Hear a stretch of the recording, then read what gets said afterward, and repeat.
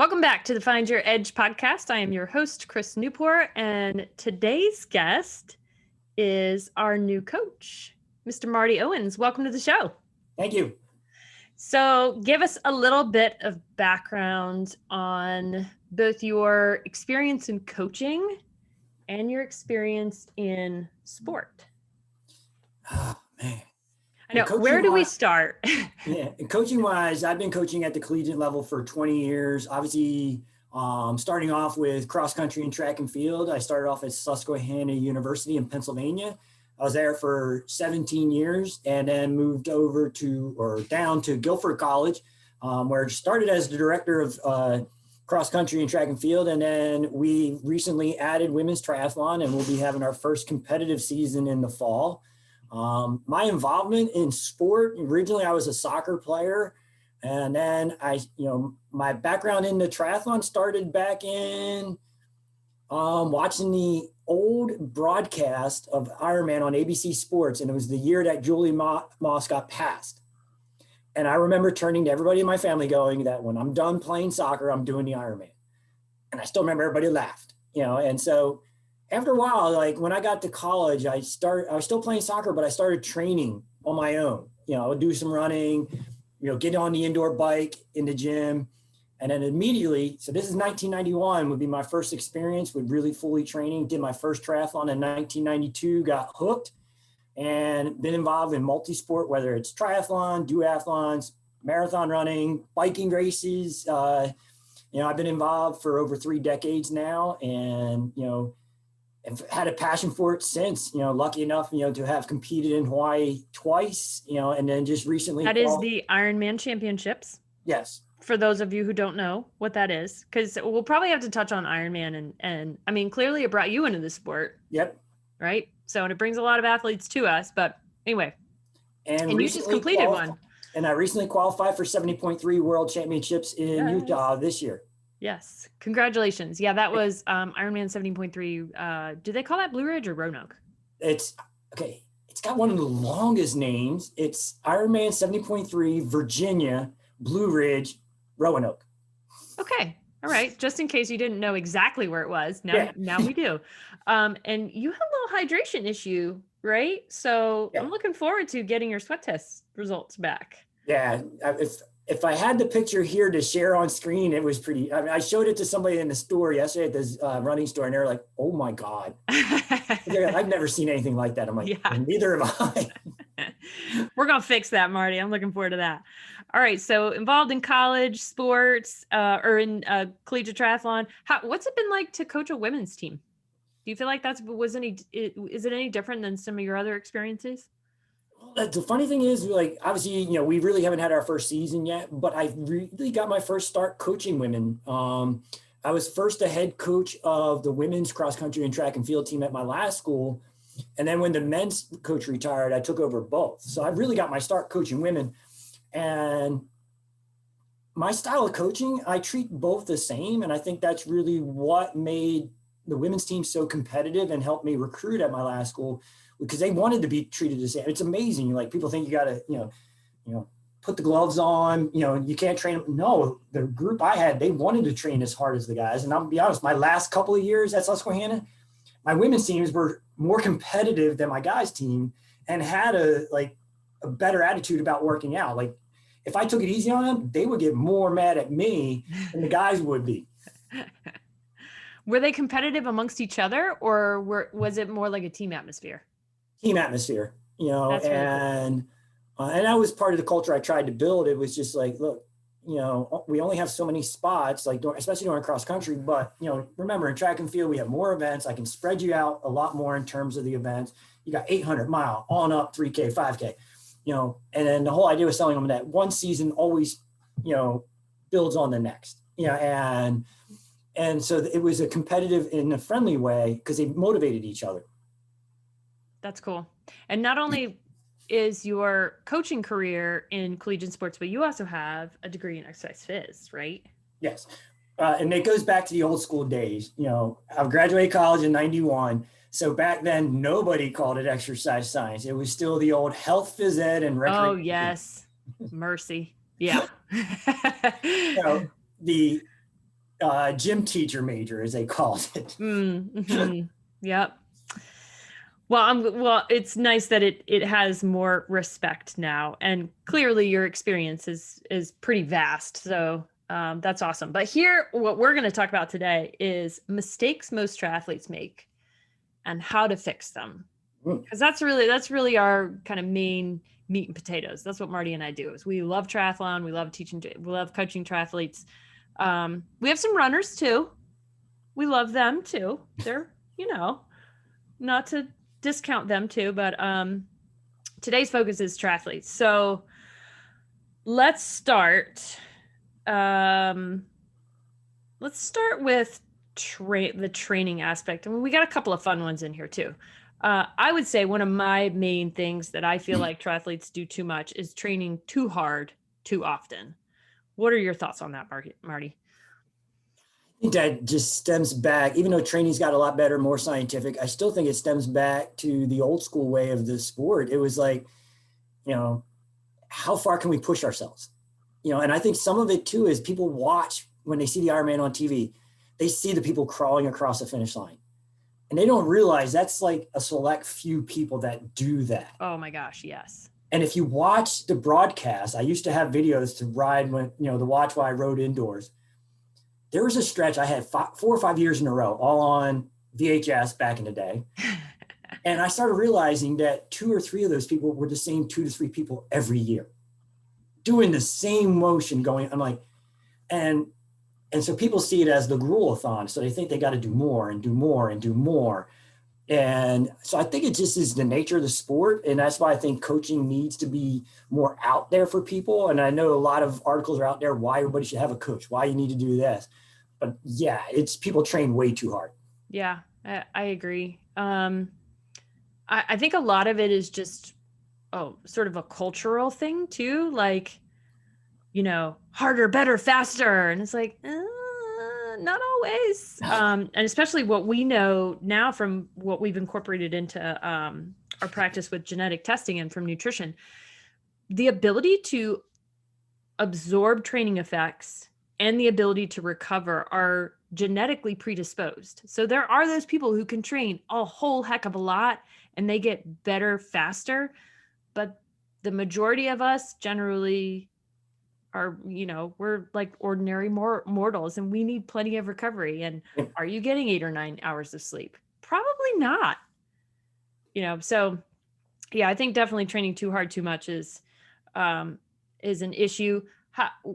Now you mentioned coaching in terms of like a potential fix. What other tips would you give for people to not train too hard, too much? Other than hiring us, but shameless plugs are necessary sometimes. Well, even if you're not going to do the coaching, there is a lot of better ways too, in terms of, there's a lot of places out there. I know you do it. There's places you can do some of your testing, and then get numbers and stick with them.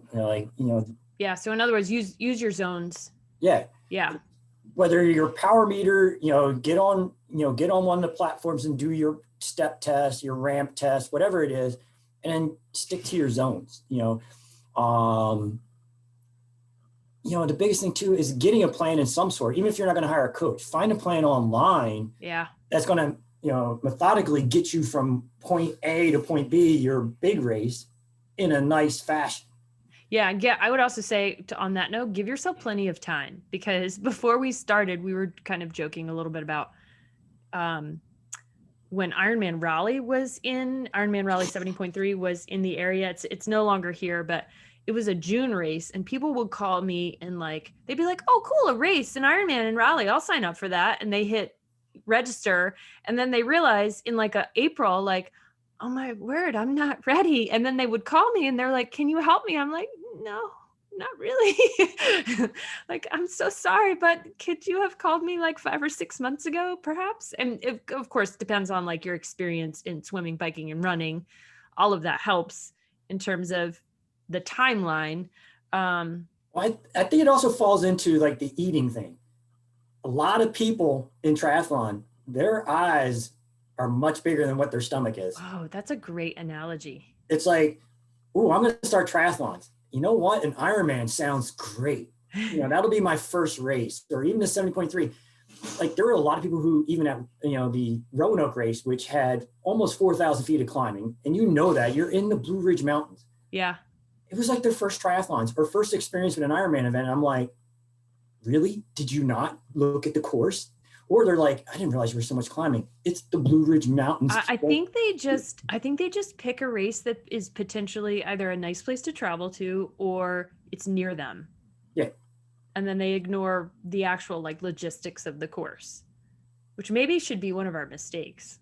Yeah. Is not investigating the course appropriately, because I like a blend, and you can kind of chime in and give me your take on what you like, but I like a blend of big wins for athletes, like getting really super confident, like feeling super awesome about themselves, but also challenges along the way so that you're not always feeling like, oh my gosh, this is too hard, I can't do it. Like I like a nice blend of like, well, yeah, I did that sprint and it was super flat and I know that that's my strength. So I'm going to do that. And then I'm going to feel really good about it, but I'm going to continue training for the Blue Ridge race because the hills will challenge me. Oh, you need that. Definitely. You got to have steps where you gain confidence along the way. And then you got to have those steps where you get your humility, and understand that not everything's going to come easy, and I think that's, it helps them understand when you have a bad day, you have a bad day.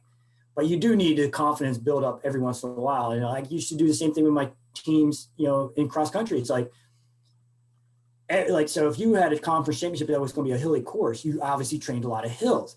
But you always find that one race mid-season that was pancake flat so they could run fast. And then they go into the second half of the year like, yeah, we're ready to go. We're, maybe we're running slow on the hills, but hey, it's paying off when I really need to go fast. And so you need that along any process. I would also relate that also to like, how we were talking about how much you sweat at Blue Ridge. I have some athletes who, just like you, they're like massive. They are like leaving behind body prints on the ground with the amount of sweat. So trying to find key races that are at cooler times of the year so that they don't feel completely buried because they have lost so much weight from hydration. So picking certain races at certain times of the year sometimes can be a little bit of a tricky thing, but I feel like that is also a good strategy for certain athletes, depending on their strengths and weaknesses and time of year and all that kind of stuff. That's why Lake Placid's normally in my wheelhouse, because it's normally pretty compared to the rest of the summer, like where I'm at now. Lake Placid feels very nice compared to here. Was that your first Ironman? No. Well, see, when I qualified for, Hawaii, there were no other Ironmans in the U.S. Other than Placid? No, Placid is older. Oh. Or younger. Placid's 40, so at that time, the only other Ironmans you had were Europe, Canada. So there was all the international ones. And so I qualified at half Ironmans. That's all they had. Oh. So I qualified my first year in 95. I qualified at Muncie, which is now back to an Ironman race. Yeah. And my second year, the race doesn't happen anymore because the reservoir is empty, I believe. But all of a sudden, Wildflower. Oh, yeah, of course. Claim to fame there. Yeah. I was the second overall amateur. Nice. It was I think I had the 15th or so fastest half marathon, including the pro men. And some of the pros that were there that year were like Christian Bustos back in the day. And I beat the pro women, including Paulie Newby-Fraser, who owned Ironman at that time. Whoa, Marty, that's pretty cool. And as an amateur, we didn't care saying that, hey, we beat Paula, because if she beat you, you were like, okay, she can do that. Yeah, that's cool. That's cool. It's Paula. That's awesome. All right, so we've talked about training too hard, too much. We've talked about not making Ironman your first race. That's kind of important. And since we're on the topic of Ironman, let's talk about some other events in triathlon that maybe are sort of the unsung heroes. Because I think a lot of people like you, they hear about the sport via Ironman, but there's a lot more to the sport. Do you want to kind of touch on that? Maybe like other types of like local events or other races that you know of that are really great races that people I just think generally everybody don't know should about? support the mom and pop races too, which, you know, there are a lot of great local races. Like I used to do, I mean, obviously back in the day, there were so many of them. Mm-hmm. But even if you're going to get involved with some of the bigger race series, like what is it, Kinetic Motion or whatever it is in the, you know, Mid-Atlantic does some great races. Yep. Um, We did a podcast with Setup Events with Bill Scott from Setup Events. There's Trivium right in your Trivium, area. yeah. Yeah. They do a lot of great races. I love their races. They do a lot. Yeah, I've done some of theirs. They are awesome. You know, I think, you know, you get more out of those and more cost efficient for a person too. Oh, absolutely. If somebody told you how much Iron Man was at that time of it airing, do you think you would have been swayed at all? Well, the funny thing is, I mean, granted, it was cheaper then, but yes. still. Oh no, I still would have. I still would You have. still would have done it. You were convinced. Yeah, but you know, now it's like, you know, I got my email for 70.3 worlds, and it's like, I think this is what I paid for Hawaii. Yeah. Oh, geez. Yeah. Yeah. So the local races definitely have a great atmosphere. You can still train just as hard and have just as much, if not a better time. You've probably got more room in transition. It's cheaper. I And love the local races. when I lived in Challenge or Pennsylvania, Clash is another option that has kind of made its way into. It's more in Europe, but that's another sort of big series. So oh, and then you have like the swim bike now, swim run, you know, like if you don't like, or if you don't like swimming, do the run bike run, you know, so there's different ways to get involved with the multi-sport. You know, and even now there's a countless number of pool swims, then you continue on your triathlon. yeah, I think that's a great place for people who are not confident in the water to start. Yeah. So you're around a lot of people, but you still have the safety of the pool. Because we do I've have done a few of those. It gets quite hectic in the pool. Yes, it does get very hectic, but it's still not the open water. And that change for a lot of people is a big step to go from if they are not experienced in the water. Okay, let's talk about a fun one. We're calling it Nerd Alert. So those things that triathletes do that you're like, what are you doing? Okay, so listen, I'll start. The aero helmets, while they do make a difference in your bike, why do you keep wearing it around everywhere? I don't understand that one. And yeah, get off your bike, helmet comes off. Yes, that's kind of how that goes. But you had a couple of good ones. Share some of yours, Marty. Oh, and I know I'm going to get blasted for this one. But It's all right. because I try to avoid it. You know, once in a while you have to just to test the gear out, but training in your race kits, no. Yeah. Save race kits for race day. Yes. If you want to plug your sponsor, buy their bike shirt. Oh, there you go. Yeah.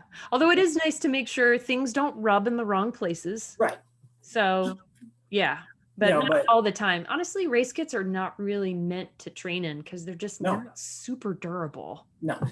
But leave the kits at home once in a while. That's my whole thing. Or same thing with the bike helmets. I'm done training. I'm going to walk around, and it's all the time at Lake Placid. I'm going to walk around all day in my race kits. Everybody knows who I'm racing for. Yeah. And sometimes they don't realize that those race kits get a little thin in certain places. Yes. That might be a little nefarious to be showing everybody. There's kids around here. Yes, exactly. Like, okay, maybe we can remove the spandex for something a little bit less revealing. Well, that's one of my favorite things when I go to Placid. You know, there's a few spots I'll go buy a coffee and I'll sit at the table outside the place and I just doing my people watching. Yes. And I'm tweeting. Triathletes. Here's what I just saw. Here's what I just saw. And my friends are all like, "Are you serious?" I'm like, "Yeah." Yes, people watching is kind of fantastic with triathletes. We did, and perhaps we'll turn this into a blog or a podcast at some point. In 2019, at Ironman North Carolina 70.3 down in Wilmington, we stood at the dismount line and we took the GoPro and we just recorded for a couple of minutes to just, because we saw so many people who had just a train wreck of a dismount, or were running into people, or just like didn't know which end was up. And so it was kind of like our opportunity to actually film it and say, okay, this is why you need to not be doing X or Y or. Oh, my favorite when you watch people in that is when they're dismounting and they take their feet out of their shoes. Yeah. And as they're running, the pedal moves around and the shoe catches the ground. You see their bike like almost flip over. Oh, yeah. Yard sale.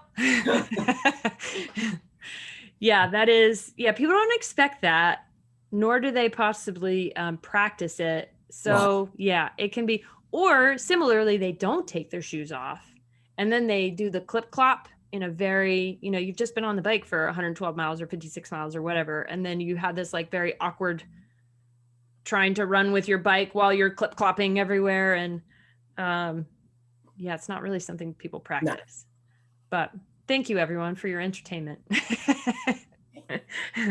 We're not making fun of you, or maybe we are. We don't know. No, there is a reason that triathlons, back in the day, you had the roadies and you had the tri-geeks. It's triathletes, we bring it on ourselves. We totally do. And I'm glad you said that, because trust me, I have made my fair share. Speaking of dismounts, one of my most memorable dismounts, my parents came to watch me. And it was like they were so excited to watch me race.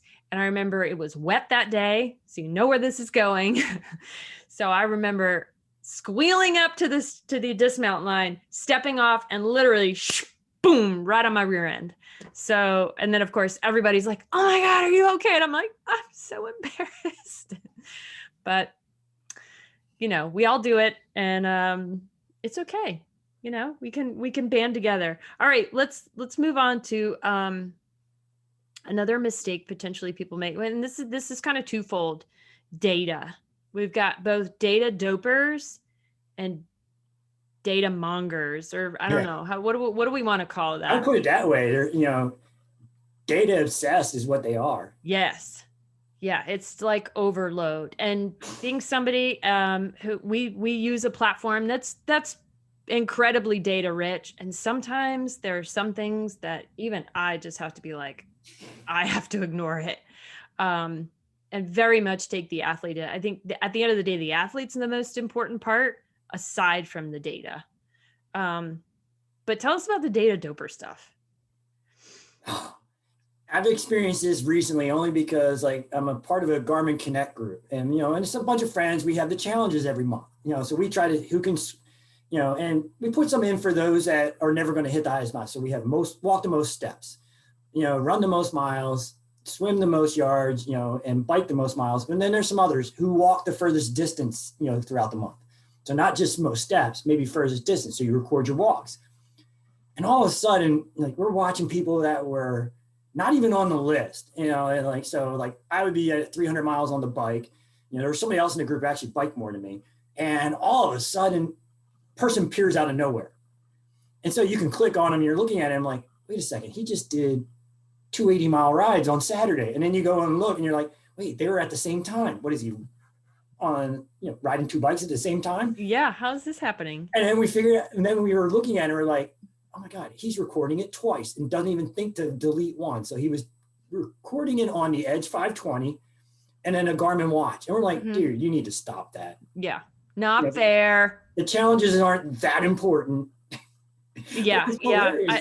I'll back in 2020, of course, when COVID was a giant disaster, Ironman came out with a virtual racing series, and people went a little bananas with that. And they would do this, and they varied it week to week. Some weekends it was like a sprint distance. Some weekend it was a duathlon, because of course some people couldn't get to the pool, or pretty much all of us couldn't get to the pool. Some weekends it was longer distances. Anyway, people would oftentimes go up to the top of a hill and just ride down the hill just to sort of amp up how quickly they were amp up their speed. And I'm like, that's not the point. Oh, there were people finishing the half Ironman virtual one in like 3 hours and 45 minutes. And I'm like, the pros don't even go that fast Yeah. sometimes. What are you Red doing, flag. people? Yeah.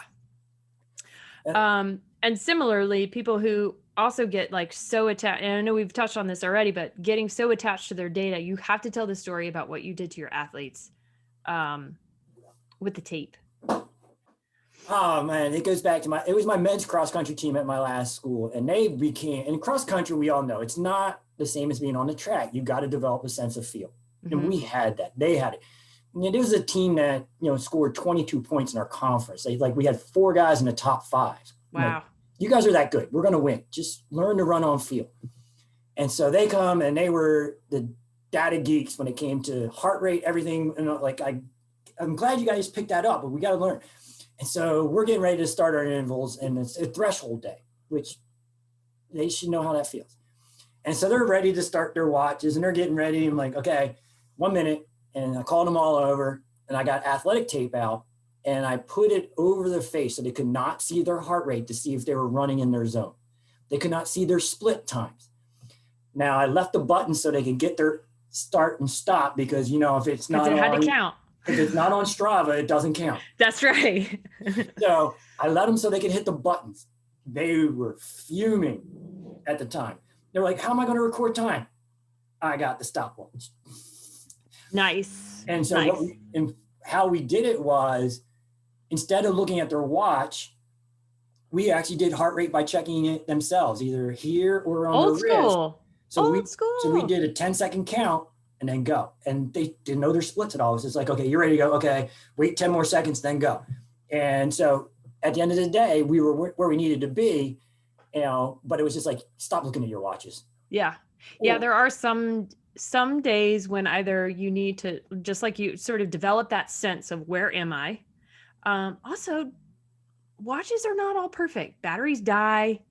Especially wrist-based heart rate. I have found that it does not cooperate very well in the extreme heat and the extreme cold. So then it throws off these like training stress scores, and everybody's obsessed with what's my TSS score? I'm like, stop thinking about just that. Like, we're thinking about the whole athlete and the whole, like, where are you in relation to your training cycle? Where are you in relation to your race, your skills? Like, I think that's the big value of a coach, is that we think about all that stuff.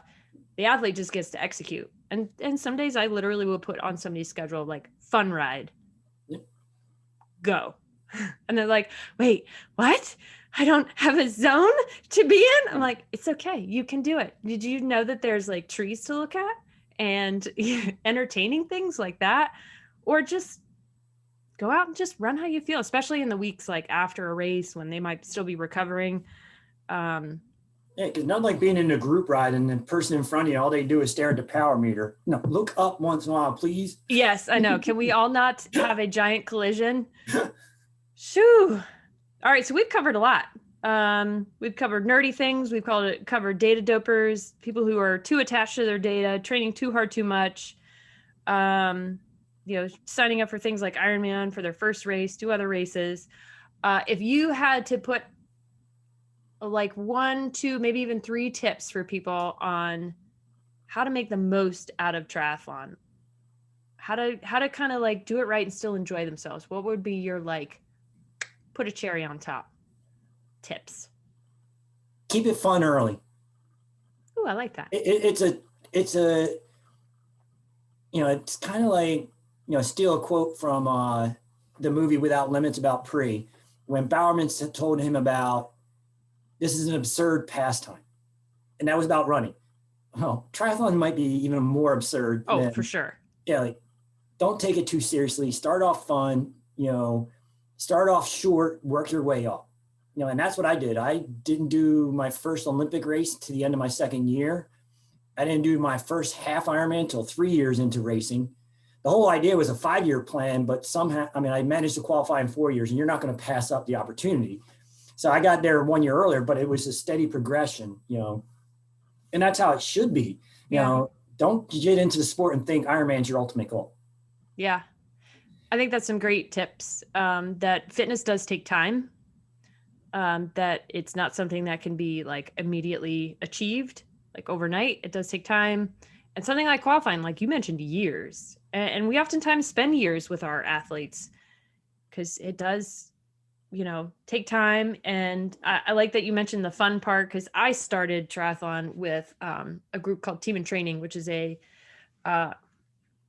group that does training programs to benefit Leukemia and Lymphoma Society. So I had a community on the front end. And that was probably what hooked me, because I met all these awesome people and had so much fun. So I would say my tip would be find a community, whether it's an online community or a physical community, to sort of be, like whether it's group rides or, to layer on top of that fun piece. Yeah. And I think some of it goes along with too is realize you might not have the lifestyle that may lend yourself to be able to train, like understand how much training would go into the ultimate goal. And maybe you have to just stick with the sprints or Olympics and maybe up to the half once in a while. Yeah. It's just understand what your limits are and just go with it. Like, to be a triathlete doesn't mean you have to do an Ironman. I totally agree. Let's finish on that. Marty, thanks for joining us. I'm sure that this will be a regular thing. If you want to work with either of us, check out our website, theenduranceedge.com. You can book a free training consult with me, and that will get you either placed with me or placed with Marty to do some awesome training, evidence-based multi-sport coaching. All right. Thanks, Marty. And we will catch you next time. All right. My pleasure. See everybody.